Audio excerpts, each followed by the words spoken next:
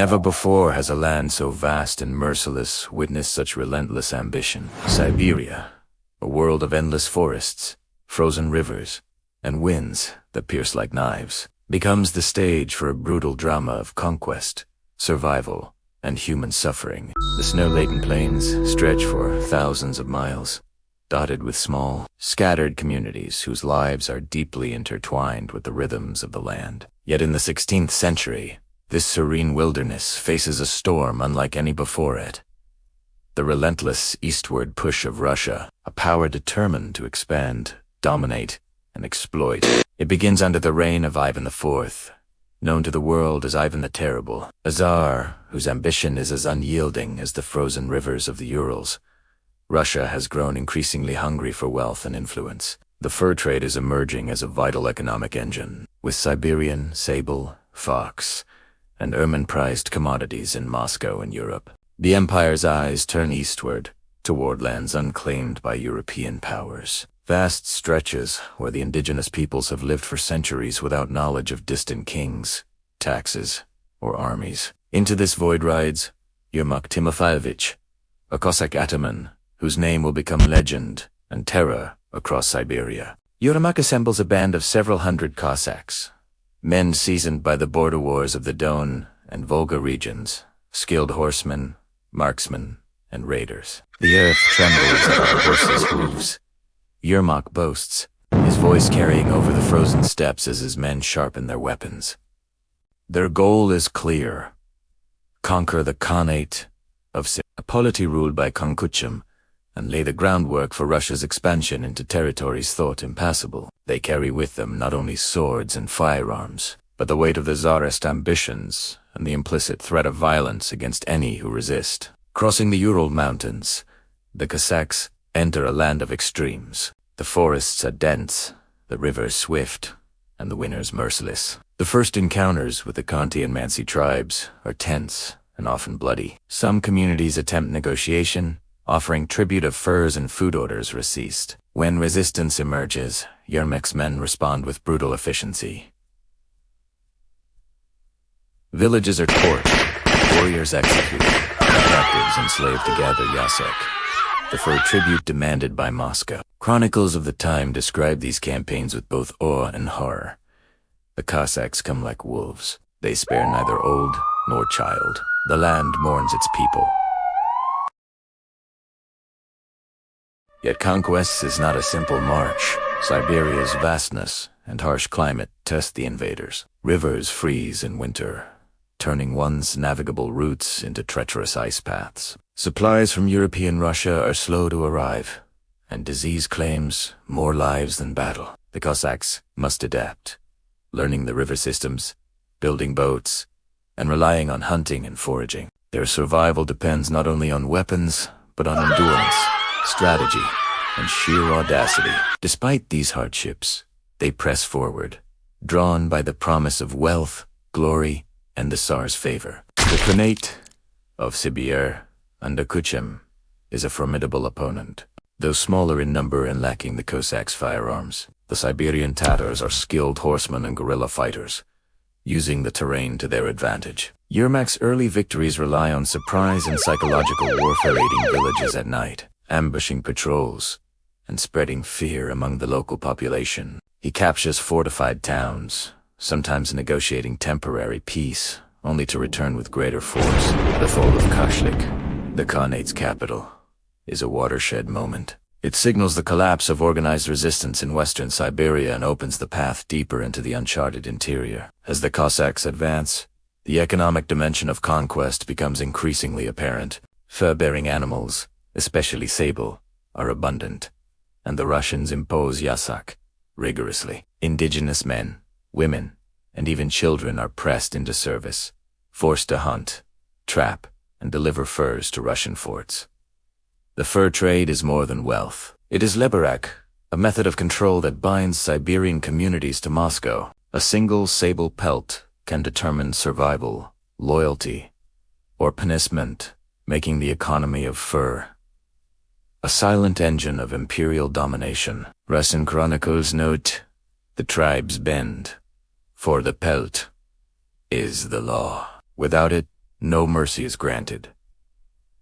The brutality of conquest extends beyond immediate violence. Captured tribes are relocated, forests cleared, and villages transformed to support Russian settlements. Resistance persists in Pakistan. Tribes flee to the far north. Others wage guerrilla warfare, ambushing supply caravans in isolated forts. The Cossacks respond with relentless counter-raids. Rivers and forests become deadly chessboards, each side using the terrain to strike, evade, and endure. Survival depends on knowledge of the land as much as weaponry. One Russian officer writes, "We fight the men, but the forest fights us." Despite hardships, Yermak's campaigns lay the blueprint for Russian expansion. Forts Ostroga sprout along major rivers, like the Irtysh, Obi, and Yenisei. Novosibirsk, Tomsk, and Yakutsk begin as outposts, hubs of administration, tribute collection, and military staging. These forts are symbols of control, projecting the distant Tsar's authority across thousands of miles. Each new outpost consolidates power, enabling deeper penetration into Siberia and offering a measure of safety for settlers and traders. Yet the human cost is immense. Chroniclers report massacres, enslavement, and entire communities vanishing. The forests themselves seem to mourn the passage of men and horses. Yermak's death is emblematic of the conquest's difficulty. Ambushed by Conquest's forces, he falls in battle, his life claimed by the very resistance he sought to overcome. But the momentum he generates is unstoppable. Cossacks continue eastward, driven by tales of riches and imperial sanction. Figures like Semyon Desnev, Afanasy, and later Vasily Boyarkov push further into the uncharted territories, mapping rivers, discovering the Arctic coastline, and establishing trade networks. The conquest is no longer solely a matter of raids, evolves into a sustained program of exploration, fortification, and economic integration. At the same time, Siberia's native peoples face unimaginable choices: submission, flight, or death. Each path carries risks. Some tribes adopt Russian customs and provide furs, integrating into the emerging colonial system. Others retreat to remote forest and tundra, continuing resistance through guerrilla tactics for decades. Each encounter between Russian forces and indigenous communities is a microcosm of the larger struggle, clash between imperial ambition and ancestral knowledge, between firepower and intimate familiarity with the land. Chronicles reflect the complexity. The people vanish from our maps, yet their memory haunts every river bend. By the late 16th century, the conquest begins to take on a pattern. Initial violence, terror, and forced submission give way to administrative structures, economic extraction, and the slow incorporation of Siberian tribes into the empire. Furs flow to Moscow, financing further campaigns. Orthodox missionaries arrive, preaching and recording the languages, customs, and stories of conquered peoples. Trade routes solidify, linking Siberia to European, Russia, and the Pacific. The wilderness is not merely subdued. It is mapped, catalogued, and redefined as part of a growing empire. Yet challenges remain. Siberia's vastness defies easy control. Winter temperatures plummet to unimaginable lows. Rivers freeze for months, and dense forests conceal resistance fighters. Disease, smallpox, scurvy, and other epidemics ravages both Russian settlers and native populations. Supply lines are tenuous. Reinforcements may take months to arrive. Each expedition is a gamble, where the stakes are wealth, survival, and imperial favor. One Russian chronicler captures the precariousness. The snow hides death as surely as the enemy's arrow. Every step eastward is paid in blood. The conquest's human toll is staggering. Estimates suggest that tens of thousands of indigenous people perish in the first century of Russian expansion. Villages vanish, cultures are disrupted, and social structures dismantled, even as some communities adapt, intermarrying with settlers and integrating economically. The trauma of forced labor, violence, and displacement echoes through generations. Russian accounts, often clinical and administrative, reveal the duality of expansion. Wealth and strategic advantage come at an unspeakable human cost. As the 17th century dawns, Russia's eastward push accelerates, moving beyond the Urals into the vast, untamed heart of Siberia. The Riversta, Obi, Yenisei, Lena, and Angaro become the arteries of conquest, carrying Cossacks, explorers, and traders into lands that remain largely unmapped by Europe. Siberia's forests, swamps, and tundra challenge every step. The Cossacks, hardened by decades of raiding and survival, adapt to the wilderness, building rafts, learning local hunting techniques, and forging temporary alliances with some tribes. Yet everywhere they go, resistance simmers beneath the surface. The fur trade drives much of this expansion. Sable, fox, marten, ermine. These are the treasures of Siberia, coveted across Europe. Tribes are compelled to pay yas, a tribute of furs that becomes the lifeblood of the Russian economy in these territories. The Russian administration, though still loosely organized, meticulously tracks these tributes, ensuring that Moscow benefits from the new lands. A trader writes, in 1630, every pelt delivered brings honor to the Tsar and chains the people to our will. The fur trade is more than commerce, it is a tool of domination, binding Siberian communities to an empire they barely understand. Yet the conquest is far from peaceful. Tribes like the Chukchi, Yakuts, and Tongus resist fiercely, the Chukchi, in particular, master the icy coastal regions and launch raids against Russian forts, inflicting casualties and disrupting supply lines. One chronicler recounts, they strike from the snow, invisible as the wind, and vanish before we can retaliate. The Ewenki, skilled in forest warfare, harass Cossack expeditions, forcing them to adopt guerrilla tactics. Russian officers quickly learn that technological superiority alone cannot guarantee control. Knowledge of terrain and adaptability are as crucial as firearms and horses.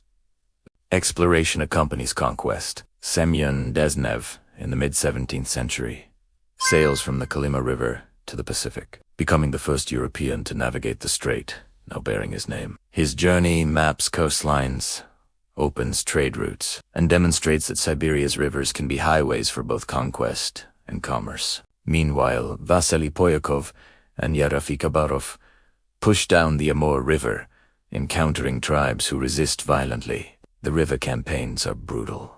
Supplies run low, skirmishes leave dozens dead, and winter freezes make navigation nearly impossible. Every stroke of the oar is a fight against both men, and Poyakov notes in his journal. The Cossack campaigns deepen Russia's reach into eastern Siberia. Forts like Yakutska, built on the Lena River, become administrative hubs. They serve as collection points for Yasek, bases for military operations, and symbols of Moscow's distant authority. Around these forts, settlements grow, combining Russian settlers, traders, and subdued indigenous populations. Roads and portages are established, linking the river networks and facilitating further penetration into lands the Russians call the new frontier. Yet, with every mile gained, the challenges multiply. Harsh winters, disease, and logistical strains constantly threaten the stability of these outposts. One officer reports, "We hold the fort, but the forest holds the soul of those who resist." Resistance is relentless and often heroic. The Yakuts, whose lands lie along the Lena Mound rebellions against Russian encroachment, burning forts and ambushing supply caravans. The Tongus and Ewenki employ forested ambushes, killing expedition leaders and scattering forces. The Chukchi along the Arctic coast refuse to pay Yasek entirely, engaging in protracted conflict with Russian forces for decades. Each encounter reveals the limits of conquest.